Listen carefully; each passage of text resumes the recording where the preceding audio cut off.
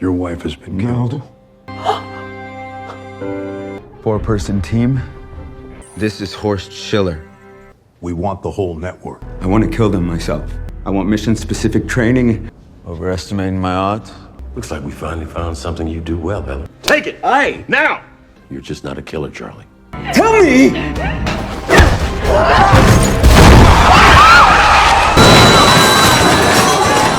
This is a joke, I don't get it.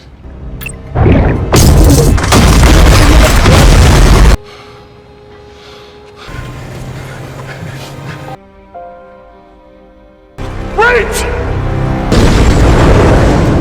You think they're gonna let you leave Russia? She'd want you home, man. Who's coming after me? Me. The film starts as Charlie Heller, Rami Malek, is working privately in his shed until he is greeted by his wife, Sarah, Rachel Brosnahan. She is headed to London for a conference and says farewell to him before heading off. Charlie works for the CIA as a cryptographer. He is shown to have a friendship with a field agent nicknamed the Bear, John Bernthal, after it is said that Charlie saved his life. He also has a secret correspondence with an anonymous person called Inquiline, with Charlie frequently guessing where they are located. Charlie goes through some classified files sent from Inquiline and learns that director Frank Moore, Holt McCallany, and Deputy Caleb Horowitz, Danny Sapani, have ordered unsanctioned drone strikes in the Middle East and disguised them as suicide bombings. Director O'Brien, Julian Nicholson, and Moore bring Charlie into the office to reveal to him that Sarah has been killed during a hostage situation in London. Charlie refuses to believe it until he sees surveillance footage of Sarah being taken by armed men. Charlie is later brought back her belongings and her body. Among the items is a puzzle that she was going to give him as a gift, and he cries. Charlie demands that director Frank Moore and Deputy Caleb Horowitz bring Sarah's killers to justice, but both men dismiss the request, insisting the situation cannot be handled the way Charlie wants. Determined, Charlie begins his own investigation into the London attack. From additional surveillance footage and records, he identifies the 4 terrorists involved: Mishka Blazik, Mark Rissman, Elish, Joseph Milson, Gretchen Frank, Barbara Probst, and Horst Schiller, Michael Stolbarg, the latter shown on video as the man who pulled the trigger. Footage also reveals that Sarah intervened to defend another woman and was taken in that woman's place. Charlie insists on field training so he can pursue the 4 terrorists himself. I want to kill them myself. Moore and Caleb scoff at the idea, but Charlie escalates his threat. He claims to possess a dead man's switch that will automatically transmit incriminating documents to news outlets if he fails to check in every 5 hours. Faced with the possibility of exposure, Moore and Caleb approve Charlie's transfer to Camp Ready, publicly to give him training, privately to monitor and control him while arranging for his elimination. At Camp Ready, Charlie meets Colonel Robert Hendo Henderson, Lawrence Fishburne, the camp commander. Charlie struggles with combat exercises and firearms training. He performs poorly on the range and in hand-to-hand drills. However, his technical skills are apparent when he successfully constructs a viable improvised explosive device during a demonstration. Henderson concludes that Charlie lacks the physical aptitude to be a field killer and deems him unsuitable for lethal operations. You can't do what I do no matter how much I train you. Meanwhile, Moore and Caleb deploy internal assets to locate Charlie's supposed dead man switch. Their search turns up nothing. They conclude Charlie's claim was a bluff. With their assessment changed, they instruct Henderson to terminate Charlie. Before the order can be carried out, Charlie disappears from the camp and goes on the run. The story continues in Paris, where Charlie begins his hunt for the terrorists responsible for Sarah's death. His first target is Gretchen Frank. After tracing her location, he breaks into her apartment by picking the lock and searches through her belongings. Inside, he discovers medical documents revealing that Gretchen regularly visits a private clinic for allergy treatments. Before he can dig further, Gretchen returns home with her partner. As he hides outside, Charlie gets a clean shot at her through the scope of his gun, but he hesitates, unable to pull the trigger, determined to confront her another way. Charlie disguises himself as a doctor and infiltrates the clinic where Gretchen is being treated.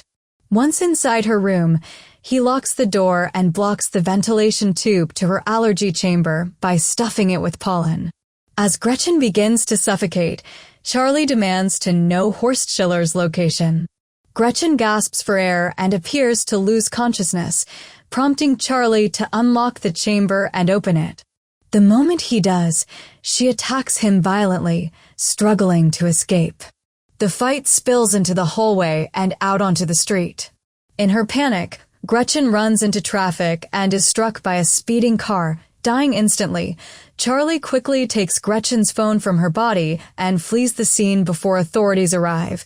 Using the phone's data, Charlie tracks his next lead to Marseille, unaware that Colonel Henderson has located him after his contact with Gretchen's device. Henderson follows Charlie's trail into a crowded nightclub. Realizing he's being hunted, Charlie navigates through the pulsating crowd and slips behind the bar area. Henderson corners him, preparing to make the kill. But Charlie has already anticipated this. He's planted a bomb in the club's bathroom. Just as Henderson moves closer, the explosion goes off, Base charge on a timer. sending the crowd into chaos and allowing Charlie to vanish into the night. Charlie makes contact with Inquiline, who is finally revealed to be Davies, Katrina Balfe, the widow of a murdered KGB officer. He travels to Istanbul to meet her in person. Davies lives in a quiet, secluded home filled with files, maps, and coded documents, evidence of her ongoing covert work. Together, they begin investigating the remaining targets behind Sarah's death. Davies helps Charlie trace Mishka Blazek to a luxury hotel in Madrid, where Blazek is staying under a false identity. Through surveillance footage and insider information, they discover that Blazek regularly pays the hotel staff to clear out the rooftop pool so he can swim in private. During their time working together, the bond between Charlie and Davies deepens.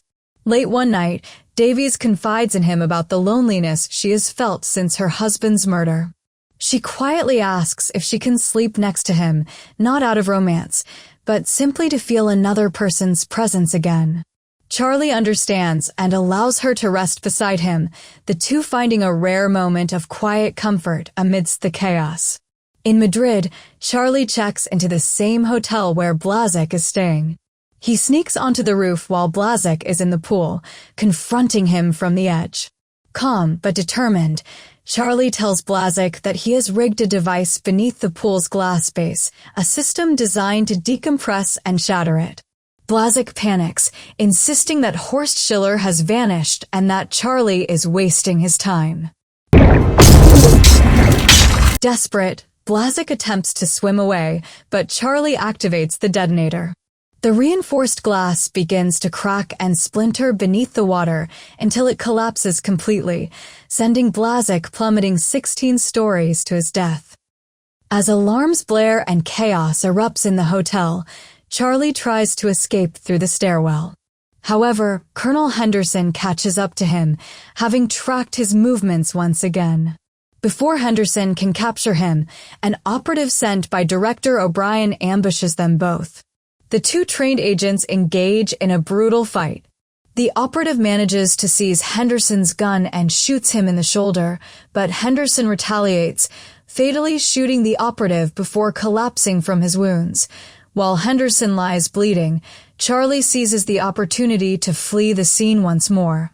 Disappearing into the crowded Madrid streets before the authorities arrive, Caleb authorizes a CIA strike team to move into Istanbul, having traced Charlie's communications with Davies. Late at night, as Charlie and Davies continue working on intercepting Schiller's network data, they receive an alert on their system warning that an assault team is approaching their location. They quickly gather their equipment and attempt to flee. Driving through the narrow Istanbul streets, Charlie and Davies are pursued by unmarked vehicles carrying the strike operatives. Gunfire erupts as they try to lose their tail. Charlie manages to outmaneuver several of the pursuing cars, but during the chase, Davies is fatally shot. Charlie continues driving until he's far outside the city, finally stopping to mourn Davies' death alone, staring at the sea as dawn breaks. Determined to finish his mission, Charlie next travels to Romania, where he tracks down Elish, one of the terrorists responsible for Sarah's death. Using his CIA background and forged credentials, Charlie arranges a fake arms deal with Elish under an alias. When they meet in an abandoned warehouse, Charlie presents a briefcase supposedly containing money. Once Elish opens it, a hidden bomb mechanism activates.